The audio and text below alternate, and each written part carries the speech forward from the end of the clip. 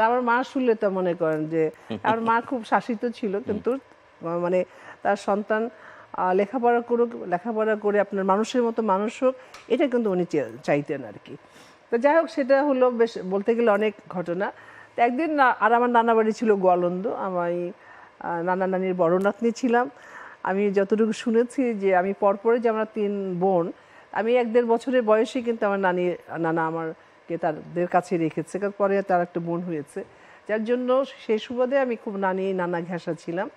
তো রাজবাড়ি থেকে গলন্দা একটা পাচুরিয়ে, তারপর গলন্দার একদম স্টেশনের কাছেই আমার নানা বাড়ি। একটা সময় আমি একা একা আসতে পারতাম, আর আমাদের স্টেশন থেকে বেশি দূরে ছিল না রাজবাড়ি।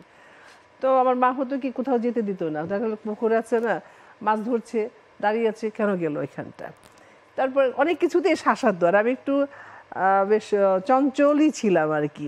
এই করতাম কি, মানে কোথাও আমের সিজনে হয়তো আমাদের বাড়িতে আম গাছ ছিল, তারপর ভোরবেলা উঠে হয়তো অন্যজনের আম পাড়ছি, আমি একা না আরও বান্ধবী মিলে কাঁঠাল চুরি করছি, বাঁশবাগানে গেড়ে রাখছি, এগুলো অনেক কিছু করতাম আর কি। তো এগুলো অনেক সময় কমপ্লেন আসতো আমার মার কাছে, তো এগুলো খুব শাসাতো। তো একদিন খুব কিছু নিয়ে আমাকে শাসিয়েছে, মেরেছে আমাকে, আমি রাগ করে চলে আসছি আমার নানা বাড়িতে। আমার মা জানে যে আমি রাগটা করলে কিন্তু চলে যাই নানা বাড়ি। তো 1-2 দিন হয়ে গেছে, তারপর যা হোক সেটা বলি, আমি চলে আসছি। আর তখন এখন যে নদীতে, পদ্মা নদী আমাদের গলন্দ শুকিয়ে গেছে, আগে কিন্তু একদম নানা বাড়ির সাথে দিয়ে ছিল গলন্দ, যে আপনার স্টেশন, ওইটাতে কিন্তু ঘাট ছিল হলো ফেরি জাহাজের, এরকম স্টিমার চলতো তখন। তা আমি রান্নাবাড়ি থেকে চলে আসছি, তারপরের দিন বা হ্যাঁ, ওই আপনার কাছাকাছি তো স্টেশনের এখানে আমি গেছি সকালবেলা। দেখি আবার ওইখানে আমাদের যে অপারেটর ছিলেন ওই হলের, আমাদের বলতেছি হলের যে অপারেটর, আমার রাজবাড়ি বাড়ির সাথেই কিন্তু একই সাথে আমাদের বাড়ি, ওনারও বাড়ি ছিল। তো চাচা চাচা বলতাম, ওনাকেও কিন্তু আবার বলি, পিছনে যাই, বলতাম আচ্ছা আচ্ছা আমাকে একদিন দেখাবেন। আমি মনে করতাম পর্দার মধ্যেই বোধহয় ওনারা আছে, কবরী ম্যাডাম, শাবানা ম্যাডাম, ওনাদের ভক্ত ছিলাম খুব। তিনি বলতে পাগলি, আর আমরা ঢাকায় শুটিং হয়, হয়, আমরা তখন নিয়ে আসি, তারপর উপর দিয়ে দেখিস না আলো আসে, ওইটা দিয়ে ফোকাসে এটা আর ছবিগুলো দেখা যায় আর কি। যাই হোক, দেখি এই চাচা দাঁড়ানো, উনিও ঢাকাতে আসবে। তাই আমি বললাম ঢাকা, চাচা কোথায় যাচ্ছেন? বললাম আমি ঢাকায় যাচ্ছি। ওনাদের সাথেও কিন্তু জালি ভাই বলছেন, ওদের ফ্যামিলির সাথে ওনাদের একটা ভালো সম্পর্ক ছিল, পরিচয় ছিল। তাই আমি বললাম হঠাৎ করে যেন মাথার মধ্যে ঢুকলো যে আমি ঢাকা যাবো। তুই ঢাকা যাবি, তোর মা জানে নাকি? আমাকে জানে মা, মিথ্যা কথা বলে ফেললাম।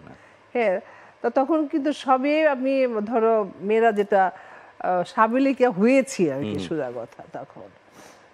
তো উনি বিশ্বাস করেছে, তো চলে আসছি।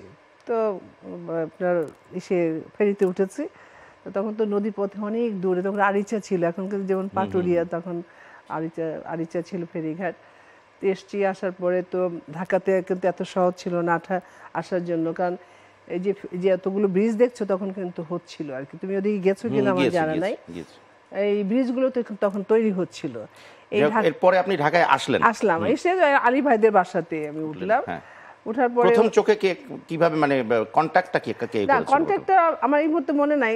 আমি ওনাদের বাসায় এসে কিন্তু নাটক করেছি প্রথমে। ওই আলী ভাইরা যেটা একটা নাটক করছিল ওই বছরে, হিরোইন অসুস্থ হয়ে গেছে, তো বললো রেনু তুই কর। আমার নাম কিন্তু রেনু, হ্যাঁ, মানে আমার পারিবারিক নাম আর কি। তা আমি বললাম না, আমি তো কখনো রিহার্সাল করিনি, আমি শুধু দেখেছি আপনাদের এখানে ড্রয়িং হচ্ছে, বলে তুই পারবি। তো একদিন রিহার্সাল করার পরে করে ফেললাম শায়েস্তা খান হলে, যেটা লালবাগ আছে। ওটাই আপনার শুরু, প্রথম এই একদম আমার একদম স্টেজে আমি আসছি কিন্তু চলচ্চিত্রে অভিনয় করব, একদম প্রথমে শুরু হলো এটা। ওইখানে আলী ভাইয়ের অনেক আপনার চলচ্চিত্রের অনেক মানুষের সঙ্গে পরিচয় ছিল। এটা টিকিট সিস্টেম না, সবাই ইনভাইটেড।